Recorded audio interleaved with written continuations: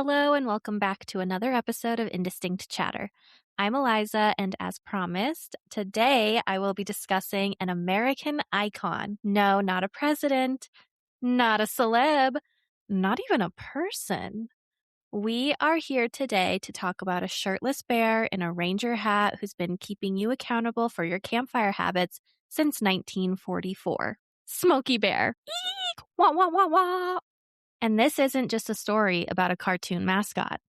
I'm going to be chatting with you about World War II, propaganda, women stepping into firefighting roles, a scorched, feisty little cub pulled from a wildfire, a government law protecting a fictional animal's name, and some of the environmental consequences that are still affecting the West today. Smokey Bear was born, or created, on August 9th, 1944, making him a Leo, which, interestingly enough, is a fire sign. This was when the U.S. Forest Service and the Ad Council agreed to use a fictional bear as the symbol for a new wildlife prevention campaign. Smokey's debut was later that year in October, and he was created by artist Albert Stahel or Stahel. I'm not too sure how to pronounce his last name. I couldn't find anything. But Albert was considered one of America's greatest animal illustrators. He actually created those sweet baby angel animals. They almost kind of look similar to a Precious Moment, maybe. And a lot of them included his own Cocker Spaniel, Butch, and he created some of the most iconic ads throughout the 40s and 50s. Back then, Smokey had his signature ranger hat that he still has and his denim jeans, and in his first poster, he is seen pouring a bucket of water onto a campfire. And can you guess the slogan? It was actually, Smokey says, "Care will prevent 9 out of 10 forest fires." So it's not the iconic slogan we know today.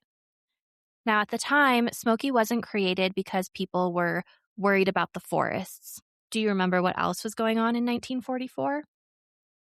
That's right, World War II.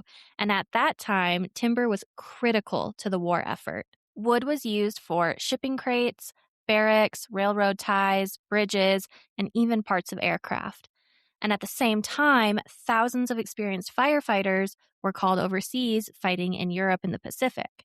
And on top of that, the Empire of Japan considered using wildfires as a weapon, and in the spring of 1942, Japanese submarines surfaced near the coast of Santa Barbara in California and fired a bunch of shells that exploded on an oil field close to Los Padres National Forest.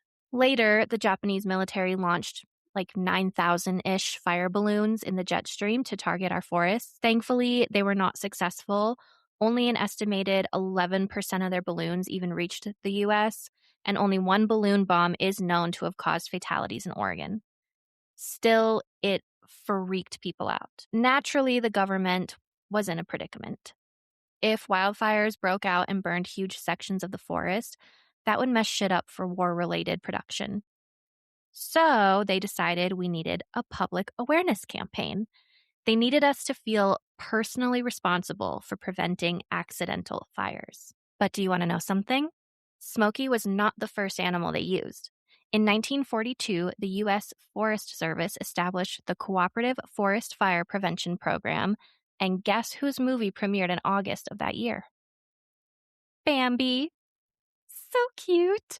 And Walt Disney allowed his characters to appear in fire prevention public service campaigns, which is just so nice. But not for long.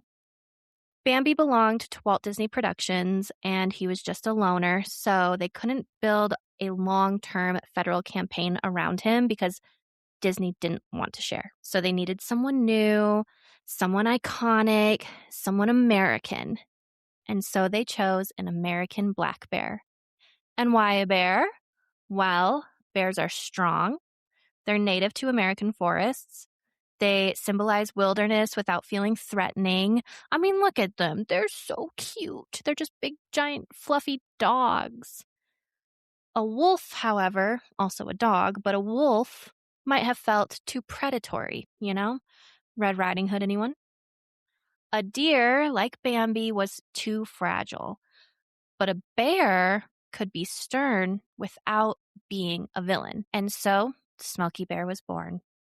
And it is really hard for me not to input the between Smokey and Bear, but we'll come back to that. Smokey was first sketched by Forest Service artist Harry Rossell, and legend has it, his name was inspired by Smokey Joe Martin, who was a New York City Fire Department hero who had suffered burns and blindness from a warehouse fire rescue in 1922. While Smokey posters were going up across the country telling Americans basically to not be dumb and be careful with their matches, something else was going on. The men who would normally be fighting these fires were overseas, remember? So, who had to step in? Women, of course. Ugh, you always need the women. So, be nicer to us. Women served as fire lookouts, dispatchers, and forestry workers. Hell yeah. They staffed fire towers, monitored smoke columns, and helped run protection units in forests across the entire country. We all know the iconic Rosie the Riveter, but there were also women climbing lookout towers and scanning the horizon for smoke because there simply just weren't enough men around to do it anymore. So, Smokey's campaign wasn't just about prevention. It was about preserving resources, aka firefighters and forestry workers, as well as all that timber, all during a global war while the entire labor force was shifting throughout the entire country. Smokey was a wartime message. He was a wartime icon. And like I mentioned, the first slogan was Smokey says, ... care will prevent 9 out of 10 forest fires. But in 1947, that changed to the one that we know best, the one that has become one of, if not the most iconic, recognizable public service slogan in American history. Remember, ... only you can prevent forest fires. Just a little tweaking and the campaign popped off. It was wildly successful. Human-caused wildfires dropped significantly the following decades, and Smokey shot to fame. He quickly became part of American pop culture, appearing on radio shows, in comic strips, cartoons, and he's got a shit ton of merchandise. I even have had my fair share of Smokey shirts throughout my life. In 1944, he even had his own Smokey Bear dolls, and in 1949, Forest Service worker Rudy Wendelin became Smokey's full-time artist and manager. Smokey had a manager. That's how famous he got. And fun fact, high school students from Hill City High School in South Dakota became the only school district in the U.S. authorized to use Smokey Bear as their mascot after they helped fight a forest fire in the Black Hills back in 1939. They were named the Rangers in honor of their good deeds, and they are the only school allowed to have their graduation ceremonies held at Mount Rushmore, which I think is just so cool. And their colors are even green and gold, like the National Forest Service. Good on them. Born from politics, Smokey was naturally going to end up in Congress, right? In 1952, the U.S. Congress passed the Smokey Bear Act to remove the character from the public domain and give control to the U.S. Secretary of Agriculture. This ensured that Smokey's royalties would be used to fund education about wildlife prevention and not just, going to some rich dude's pocket. Just saying. And I mentioned that I have a hard time not saying Smokey the Bear. And I was curious as to why, because everything I search will autocorrect me to Smokey Bear. So I thought it was kind of like the Berenstain Mandela effect thing. It's not. In 1952, songwriters Steve Nelson and Jack Rollins, who you may know from Here Comes Peter Cottontail or Frosty the Snowman, they produced a song called Smokey the Bear, which was performed by Eddie Arnold, aka the Tennessee Plowboy. The was added simply for rhythm's sake, kind of like Frosty the Snowman, And do you remember little golden books? Like, with the little golden spine on it? Well, they had a series called Smokey the Bear, which I'll get into in a minute. So during the 50s, Smokey the Bear kind of became the more widespread name, but Smokey Bear's name was never officially changed. So technically, legally, he's always been Smokey Bear. It was just kind of a colloquial thing, maybe. I don't know if I'm using that word correctly. Colloquial, is that just how things sound, or is that just what people say? Now, the 50s and 60s were high times for Smokey. He rubbed elbows with some big wig celebs like Bing Crosby, Roy Rogers, Art Linkletter, Betty White, Dolly Parton, Ray Charles, Joe Montana, and many, many, many, many more, including nearly all U.S. presidents over the years. And he has an awards ceremony named after him. The Smokey Bear Awards, which are awarded by the U.S. Forest Service, the National Association of State Foresters, and the Ad Council, has recognized outstanding service in the prevention of human-caused wildfires and to increase public recognition and awareness for the need for continuing fire prevention efforts since 1957. He also partnered with the Boy Scouts of America and the Campfire Girls in 1960 for a campaign. The Beach Boys were also big enough fans that they quoted Smokey in their 1964 song Drive-In. Smokey has also had his own U.S. postage stamp in 1984, which was illustrated by his manager, Rudy. And, he's still going strong, basically almost had a national holiday for his 60th in 2004 when a Senate resolution requested that the president issue a proclamation calling upon the people of the U.S. to observe the day with appropriate ceremonies and activities. So maybe not a holiday, but he almost had his own National Observation Day, Day of Observation, whatever it's called. From 2008 to 2023, Sam Elliott, or the Marlboro Man as I like to call him, was the voice of Smokey Bear for several public service announcements. Coincidentally, Sam and Smokey are both Leos born on August 9th. Smokey is now voiced by Brian Tyree Henry, who you may know as Paperboy from Atlanta, or maybe from Bullet Train, or he's in a million things, so you probably know him from a lot. But Brian Tyree Henry does not share a birthday with Smokey or Sam. However, he is still an Aries, which is a fire sign too. Requirement or coincidence? In 2011, Smokey got his first phone app to provide critical information about wildfire prevention, which included a map of current wildfires across America. NASA even loves Smokey. In 2012, NASA, the U.S. Forest Service, and the Texas Forest Service teamed up with Smokey to celebrate his 68th birthday. Astronaut Joe Acaba and the Expedition 31 crew took a plush Smokey doll to the International Space Station. So Smokey's been to space, y'all. And for his 75th birthday, the Oregon Department of Motor Vehicles released a Smokey Bear license plate sponsored by Keep Oregon Green. This guy is truly iconic. So iconic that his hat is even iconic. Smokey Bear wears a U.S. service hat that has become so associated with him that it's often just called the Smokey Bear hat. Forest Service employees still wear the iconic hat, as well as some branches of the military and even state police. And remember, he was chosen because bears are less threatening than a wolf, but taken more seriously than a deer. And that's also why he doesn't wear a shirt or shoes. Apparently, he is shirtless and shoeless so that he is not fully humanized. And this is to appear more friendly and approachable.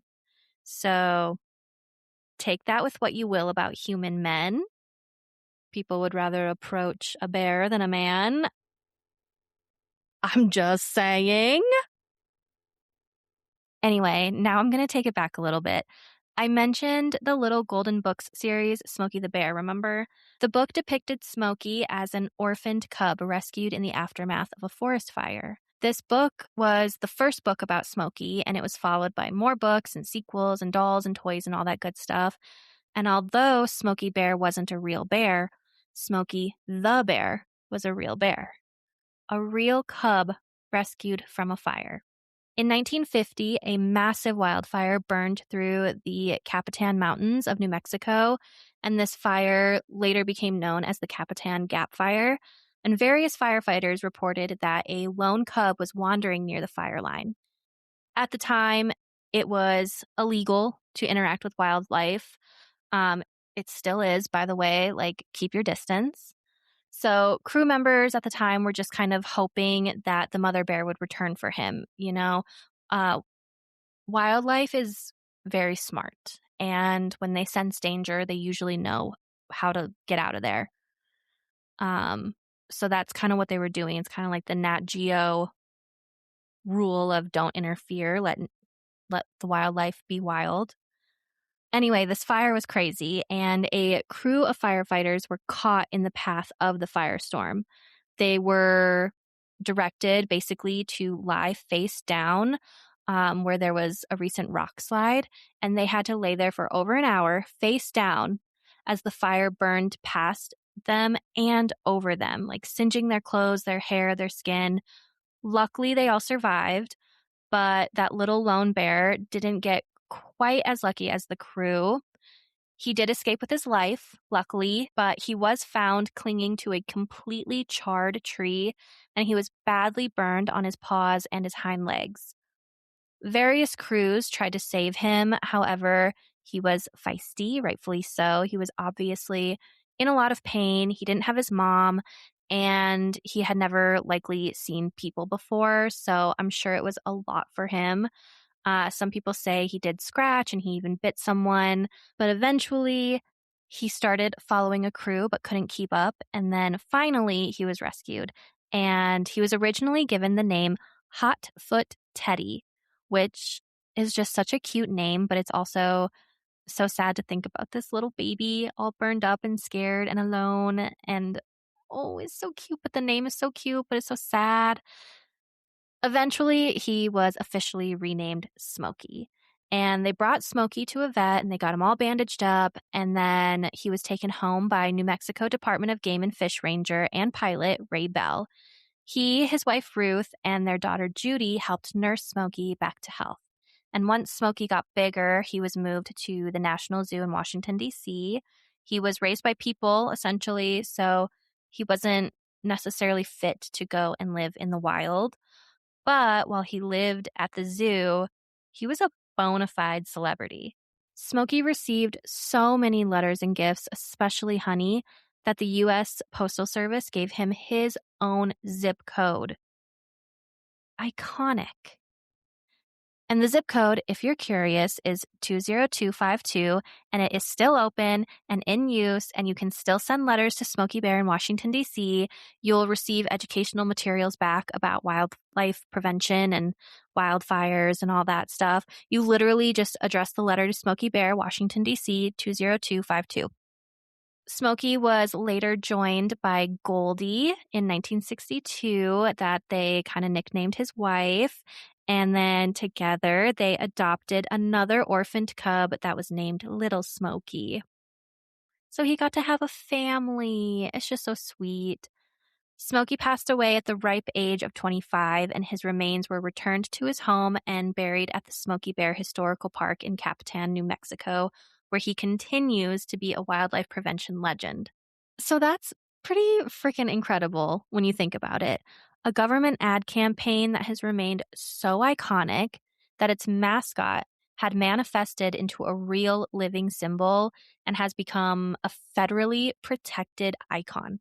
Who else could do that?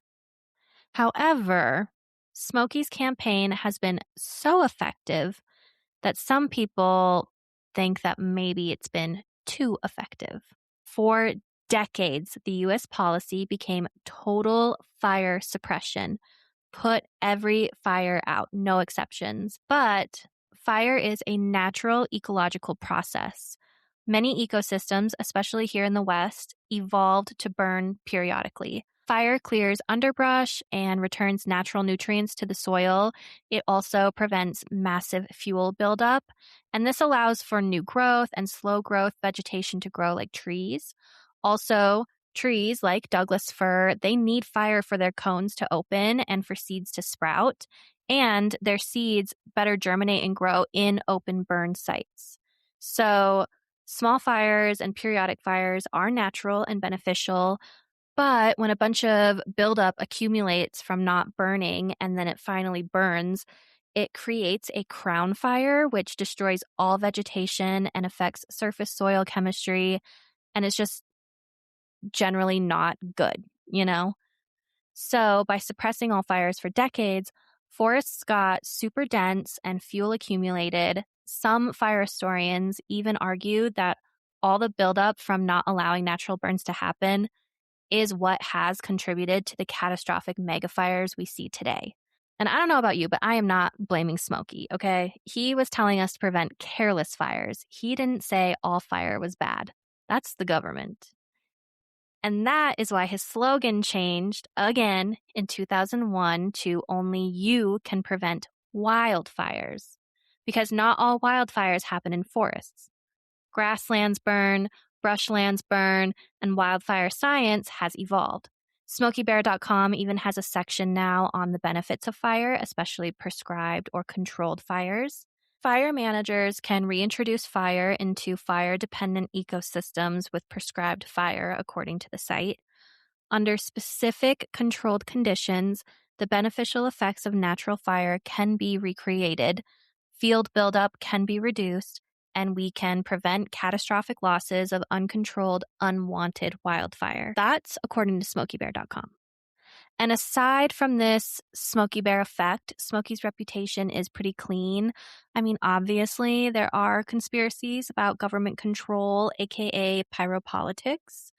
But he also has received some criticism in regards to the zero tolerance for fire. It didn't just prevent necessary burns for ecological purposes, but it also banned and criminalized cultural burning practices used by indigenous communities for centuries. Some have even introduced Ember, who is the fire smart fox, to represent traditional ecological knowledge. Now, I think Ember is more of a Canadian thing, but I don't know, it's kind of cool. Smokey's main goal will always be to reduce the number of human-caused wildfires and reduce the loss of resources, homes, and lives. But at 81 years old, do you think Smokey should retire, or do you think he and Ember could maybe work together? I'd like to think Smokey's still got some time left and can work with Ember. I mean, Smokey's evolved. We've seen it. Even if he can't work with Ember, maybe they can kind of work side by side, you know? Smokey was a product of war, grew up during war, and now he exists in the age of climate change. And since he is an official U.S. Forest Service icon, his image is protected by federal law, and therefore he cannot be used for political, commercial, or partisan purposes. However, many people are pushing for him to include the risk of fires driven by climate change in his campaign. Now, climate change is considered political because its causes are tied to the foundation of the global economy, aka energy, and its solutions require significant government intervention. So I don't see Smokey getting in on the climate change rhetoric. I don't think he's going to become a climate activist, but maybe someone like Ember can speak for what Smokey isn't allowed to speak on. At the end of the day, Smokey Bear isn't just about fire prevention. He is about responsibility. Your individual actions matter. Remember Terry from last week's episode. Her own personal individual actions ultimately destroyed lives. Literally killed. Ultimately, Smokey just wants to enjoy his peanut butter sandwiches and not have to fight fires because you were being stupid or negligent. And that is all I have for you today on Smokey Bear. Let me know in the comments if you learned anything about Smokey or if I missed any interesting stories or facts about him. Please remember to rate and review the podcast. It helps me out so much more than you can imagine. Also, I'd love it if you shared this episode with a friend or two.